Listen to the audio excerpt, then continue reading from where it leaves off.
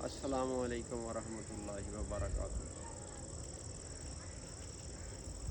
दुनिया दे विच ना जी जिहड़े मुल्क आवाम दी फलाह चाहुंदे आ, आवाम दे वास्ते कुछ करदे आ ते आवाम दी खुशहाली वास्ते उत्थे दिन रात कोशिश करदे आ, वो खुशहाली जिहड़ी आ आवाम दे चेहरिਆਂ ते नज़र आउंदी है ते वो आवाम खुश रहिंदी किदां वा, वो जिहड़ियां सहूलतां वा किहड़ियां सहूलतां वा ਜਿਹੜੀਆਂ ਇੱਥੇ ਸਾਡੇ ਮੁਲਕ ਦੇ ਵਿੱਚ ਯਾਨੀ ਕਿ ਖਤਮ ਹੀ ਨਾਪੇਦ ਆ।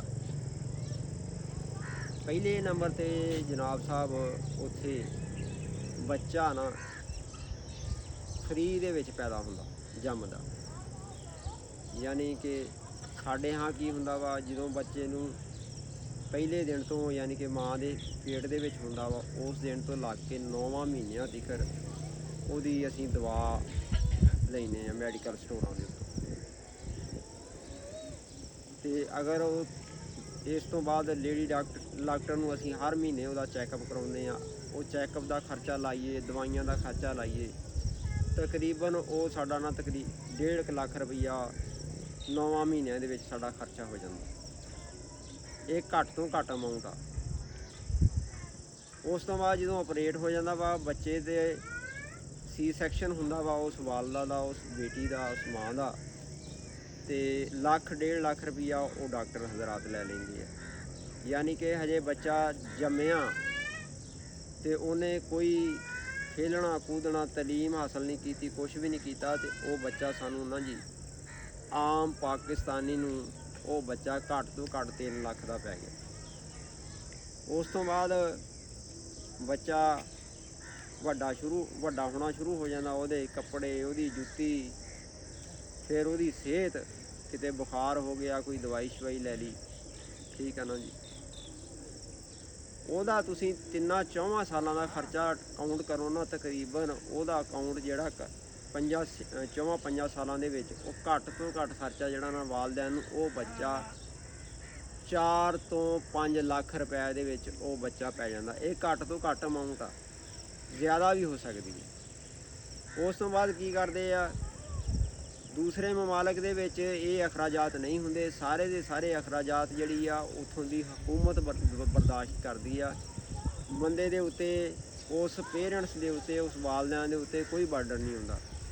ਉਲਟਾ ਹਕੂਮਤ ਜਦੋਂ ਬੱਚਾ ਪੈਦਾ ਹੋ ਜਾਂਦਾ ਵਾ ਜਾਂ ਬੱਚੀ ਪੈਦਾ ਹੋ ਜਾਂਦੀ ਆ, ਉਹਨਾਂ ਨੂੰ ਉਹ ਵਜ਼ੀਫਾ ਦਿੰਦੀ ਆ ਤਾਂ ਕਿ ਉਹ ਬੱਚੇ ਦੀ ਅੱਛੀ ਤਰ੍ਹਾਂ ਹਿਫਾਜ਼ਤ ਕਰਨ, ਉਹਦੀ ਕੇਅਰ ਕਰਨ, ਉਹਨੂੰ ਖੁਰਾਕ ਅੱਛੀ ਦੇਣ।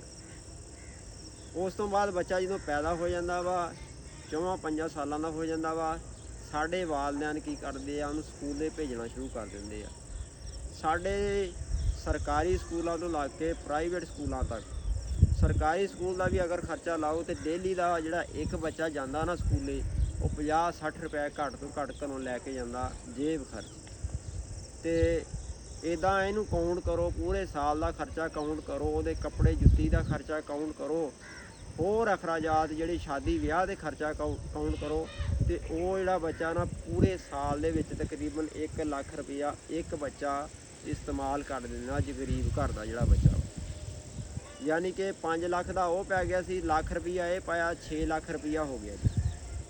ਤੇ ਜਿਹੜੇ ਦੂਸਰੇ ਬੱਚੇ ਜਿਹੜੇ ਪ੍ਰਾਈਵੇਟ ਸਕੂਲਾਂ 'ਚ ਪੜ੍ਹਦੇ ਆ, ਅੱਛੇ ਅਦਾਰਿਆਂ 'ਚ ਪੜ੍ਹਦੇ ਆ, ਉਹਨਾਂ ਦੀ ਘੱਟ ਤੋਂ ਘੱਟ 4000 ਰੁਪਈਆ ਫੀਸ ਆ। ਉਸ ਤੋਂ ਬਾਅਦ ਉਹਨਾਂ ਦੀ ਟਿਊਸ਼ਨ ਫੀਸ ਆ ਜੀ, ਉਹਨਾਂ ਦੀ ਕਾਰੀ ਦੀ ਫੀਸ ਆ, ਉਹ ਫੀਸਾਂ ਪਾ ਕੇ ਉਹਨਾਂ ਨੂੰ ਇੱਕ ਬੱਚਾ ਜਿਹੜਾ ਵਾ ਪਰ ਈਅਰ ਘੱਟ ਤੋਂ ਘੱਟ ਜਿਹੜਾ ਵਾ 3 ਲੱਖ ਰੁਪਏ ਦਾ ਪੈਂਦਾ ਵਾ। ਯਾਨੀ ਕਿ ਇੱਕ ਸਾਲ ਦੇ ਵਿੱਚ ਪ੍ਰਾਈਵੇਟ ਸਕੂਲ ਦੇ ਵਿੱਚ ਬੱਚਾ ਘੱਟ ਤੋਂ ਘੱਟ 2.5-3 ਲੱਖ ਰੁਪਏ ਦਾ ਪੈ ਜਾਂਦਾ। ਇੱਦਾਂ ਇਹਨੂੰ ਕਾਊਂਟ ਕਰੀਏ ਤਾਂ ਇਹ ਬਣ ਜਾਂਦਾ ਜੀ 8 ਲੱਖ ਰੁਪਇਆ। ਇੱਦਾਂ ਹੀ ਹਰ ਸਾਲ ਸਾਡੇ ਅਖਰਾਜਾਤ ਹੁੰਦੇ ਜਾਂਦੇ।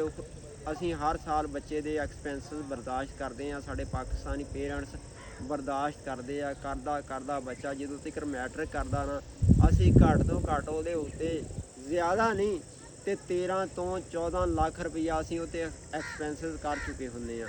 ਤੇ ਜਿਹੜੀਆਂ ਵੱਡੀਆਂ ਫੈਮਲੀਆਂ ਉਹ ਤਾਂ ਪਤਾ ਨਹੀਂ ਕਿੰਨੇ, ਉਹਨਾਂ ਨੂੰ ਕਾਊਂਟ ਹੀ ਨਹੀਂ ਕਰ ਸਕਦੇ। ਉਹਨਾਂ ਨੂੰ ਇੱਕ ਬੱਚਾ ਉਹੋ ਹੀ ਬੱਚਾ ਜਿਹੜਾ ਹੋਣਾ ਚਾਹੀਦਾ ਵਾ, ਇੱਕ ਯਾਨੀ ਕਿ ਰਿਆਸਤ ਦੀ ਜ਼ਿੰਮੇਵਾਰੀ, ਉਹ ਪੇਰੈਂਟਸ ਦੀ ਜ਼ਿੰਮੇਵਾਰੀ ਦੀ ਵਜ੍ਹਾ ਤੋਂ ਉਹ ਵਾਲਦੈਨ ਨੂੰ ਉਹ ਪੈਸੇ ਬਰਦਾਸ਼ਤ ਕਰਨਾ ਪੈਂਦੇ ਆ, ਤੇ ਇਸ ਗੱਲੋਂ ਉਹ ਵਿਚਾਰੇ ਇਹਨਾਂ ਗੁਰਬਤ ਚੋਂ ਨਿਕਲ ਹੀ ਨਹੀਂ ਸਕਦੇ। ਉਸ ਤੋਂ ਬਾਅਦ ਬੱਚਾ ਜਿਹੜਾ ਥੋੜ੍ਹਾ ਜਿਹਾ 16-17 ਸਾਲਾਂ ਦਾ ਹੋਇਆ, ਉਹਨੇ ਇੰਟਰ ਕੀਤਾ, ਠੀਕ ਹੈ, ਗ੍ਰੈਜੂਏਸ਼ਨ ਵਾਸਤੇ ਗਿਆ। ਗ੍ਰੈਜੂਏਸ਼ਨ ਕਰਨ ਤੋਂ ਬਾਅਦ ਉਹਨੇ ਉੱਥੇ ਵੀ ਪੈਸੇ ਲਾਏ, ਠੀਕ ਆ। ਤਾਲੀਮ ਦੇ ਉੱਤੇ ਜਿਹੜਾ ਵਾ ਉਹਦਾ ਖਰਚਾ ਹੋਇਆ, ਤੇ ਤੁਹਾਨੂੰ ਪਤਾ ਯਾਨੀ ਕਿ ਪਰ ਸਮੈਸਟਰ ਆ 70 ਤੋਂ 80 ਹਜ਼ਾਰ ਰੁਪਈਆ ਪਰ ਸਮੈਸਟਰ ਆ। ਉਹ ਸਮੈਸਟਰ ਦੀ ਫੀਸ ਆ। ਉਸ ਤੋਂ ਬਾਅਦ ਉਹਦਾ ਖਾਣਾ ਵਾ, ਉਹਦਾ ਹੋਸਟਲ ਦਾ ਖਰਚਾ ਵਾ, ਦੂਸਰੇ ਟਰੈਵਲਿੰਗ ਐਕਸਪੈਂਸਿਸ ਆ, ਤੇ ਇਹ ਸਾਰੇ ਅਖਰਾਜਾਤ ਕਾਊਂਟ ਕਰੀਏ ਤੇ ਸਾਨੂੰ ਤਾਂ ਇੱਕ ਮਾਸਟਰ ਡਿਗਰੀ ਜਦੋਂ ਇੱਕ ਬੱਚਾ ਕਰਦਾ ਵਾ, ਉਹ ਤਾਂ ਪੈ ਜਾਂਦਾ ਸਾਨੂੰ 25-30 ਲੱਖ ਰੁਪਏ ਦਾ। ਤੇ ਬਾਹਰਲੇ ਮਮਾਲਕ ਜਿਹੜੇ ਅੱਛੇ ਮਮਾਲਕ ਆ, ਜਿਹੜੇ ਰਿਆਸਤਾਂ ਵਾ ਜਿਹੜੀ ਆਵਾਮ ਦੀ ਫਲਾਹ ਚਾਹੁੰਦੀਆਂ ਵਾ, ਉਹ ਤਾਂ ਆਪਣੇ ਉਸ ਪੇਰੈਂਟਸ ਦਾ, ਉਸ ਆਪਣੇ ਮਾਸ਼ਰੇ ਦੇ ਲੋਕਾਂ ਦਾ ਇਹ 25-30 ਲੱਖ ਰੁਪਈਆ ਬਚਾ ਦਿੰਦੇ ਆ। ਤੇ ਉਹਨਾਂ ਲੋਕਾਂ ਨੇ ਇੰਜੋਏ ਹੀ ਕਰਨਾ ਵਾ।